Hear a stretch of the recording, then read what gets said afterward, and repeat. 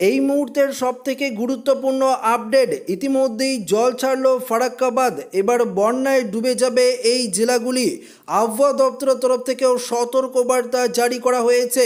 বন্ধুরা, লাগাতার বৃষ্টি, তারপর আবার নদী ভাঙ্গন, ডিবিসিও জল ছাড়া শুরু করেছে, যার জেরে প্লাবনের আশঙ্কায় ঘুম উঠছে মুর্শিদাবাদের সমরসগঞ্জবাসীর।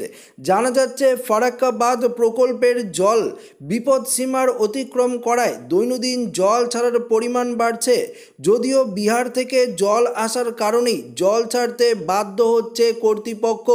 হ্যাঁ বন্ধুরা, নিম্নচাপের ভ্রুকুটি রয়েছে দক্ষিণবঙ্গে, যার জেরে অবিরাম চলছে বৃষ্টি, ফলে জলস্তর বেড়েছে গঙ্গায়। জানা যাচ্ছে শনিবার 11 লক্ষ কিউসেক জল ছাড়া হয়েছে। ফারাক্কাবাদ প্রকল্প সূত্রের খবর, বিহার ও ঝাড়খণ্ডে বিপুল পরিমাণে বৃষ্টি হতেই ফারাক্কাবাদ প্রকল্পের জলস্তর বৃদ্ধি হয়েছে। এর জন্য খুলে দেওয়া হয়েছে বাঁধের সমস্ত গেট। যে পরিমাণ জল আসছে সেই পরিমাণ জল ছাড়া হয়েছে।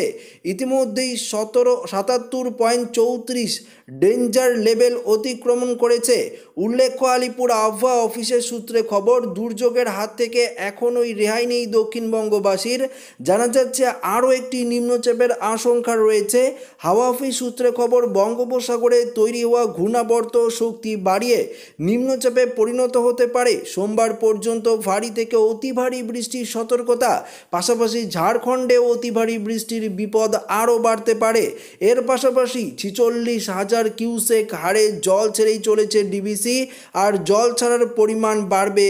প্লাবন অনিবার্য বলেই মনে করেছে আবহাওয়াবিদরা।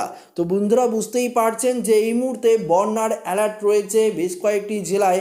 পরিষ্কারভাবে আপনারা কিন্তু বুঝতে পারলেন। তো আশা করি ভিডিওটি প্রত্যেকের ভালো লেগেছে। ভিডিওটি ভালো লাগলে লাইক করবেন, সাথে শেয়ার করবেন। নতুন হয়ে থাকলে চ্যানেলটিকে সাবস্ক্রাইব করে নেবেন। ধন্যবাদ।